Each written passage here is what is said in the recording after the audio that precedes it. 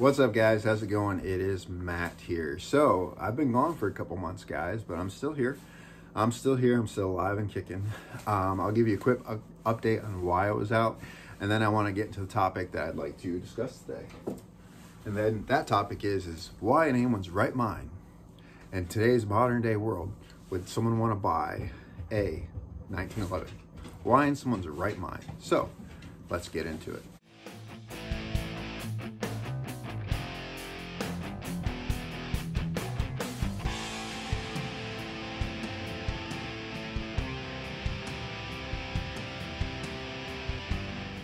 Now, if you guys hadn't seen my post a few months back, I posted it on the community page or a community section of my page. I was experiencing some pain in my legs a few months back, and it caused a lot of pain to the point where I was having a difficult time walking. And it got so bad that I went to the VA, we got it checked out, and it turns out I had a couple blood clots in my leg. I have a genetic disease that was passed down to me, varicose veins. If you guys know what that is, it's your veins get all squiggly in your leg and the valves don't work properly. And on occasion, the blood pools up and it can create clots. So I had a couple clots in my leg. VA has me on like blood thinners, and even now they still haven't fully gone through the whole process and got me all set up and fixed up. So I'm waiting for December 28th or something like that, towards the end of December, to get a very in-depth ultrasound of the valves in my leg to make sure they're working. However, I am still here, guys. I'm still alive and kicking. So let's get into the actual video though, right? So for all you guys been patiently waiting for me, I'm back, all right?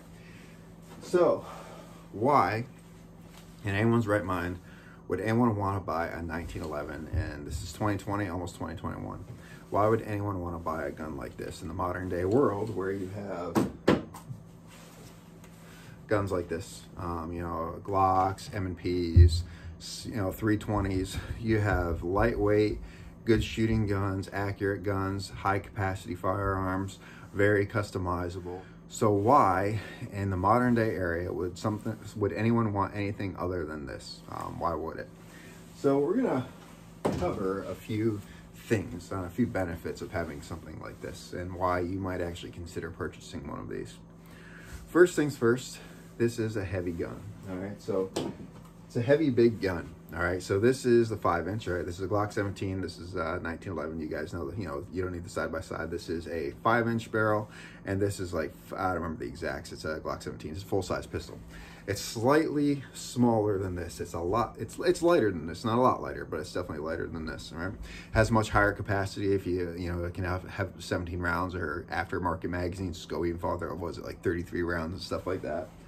Whereas something like this, it's heavy, it's all metal, it has a lower capacity. This holds 8 rounds in it, 7 rounds, 8 rounds. You can have up to 10 round magazines in it.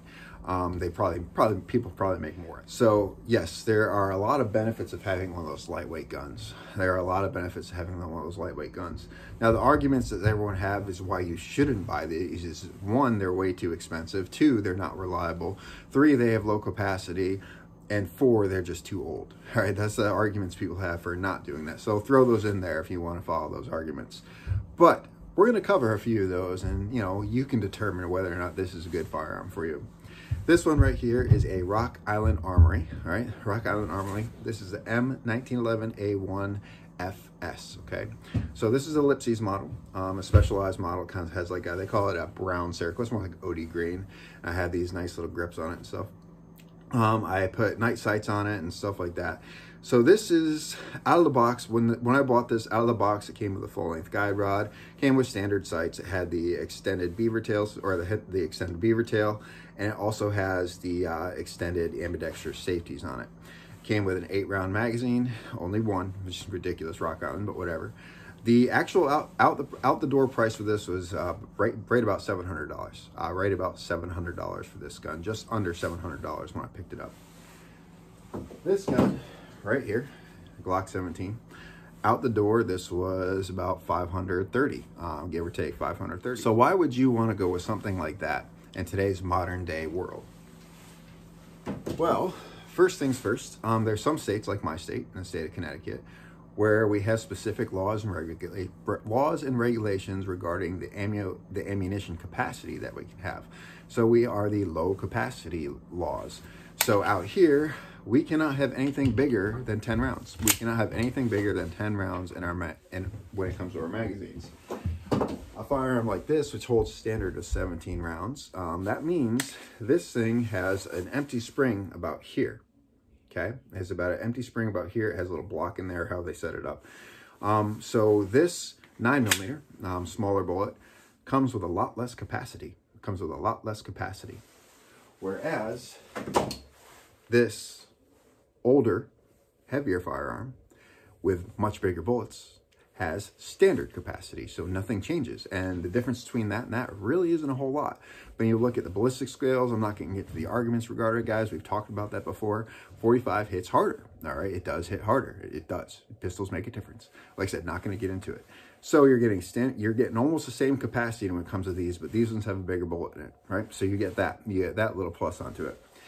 The other thing that comes down to it is this and this have a major weight difference, okay? Major weight difference. This is very light. People like the light guns. They can conceal it everywhere and stuff like that too.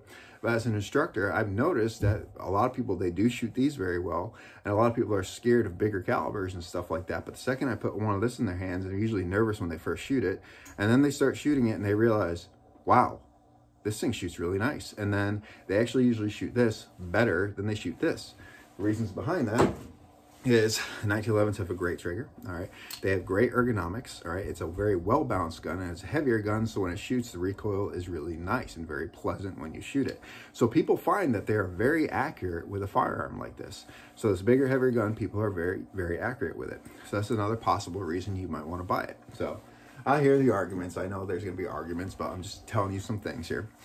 And the other one, this compared to this, the size difference is big. This 1911s are very thin, very narrow, very curved. Guns like this are blocks. Some are a little bit more ergonomic, but they're blocks. They don't conceal as well as something like this. And a lot of people are like, oh, it's ridiculous. I'm serious. They don't conceal as well. At least on me, they don't conceal as well as something like this. This is so thin that it literally disappears in your body. And this is a full-size pistol. Full-size pistol, 5-inch barrel. It disappears on my body, completely disappears, whereas whatever I wear, whatever holster I wear, there are sometimes partial printing with that. I never get any printing with these, specifically because of how thin they are, right? Because of how thin they are. Now, the last argument that everyone's going to bring up is the reliability argument. A lot of people think these are very unreliable firearms because that's just what they hear other people saying nonstop on a daily basis. Especially people that use those on a daily basis, they say these are not as reliable as those. That's wrong. They are both very, very reliable guns. Now, between these two platforms, I've had more malfunctions with one of these than I have with these, all right?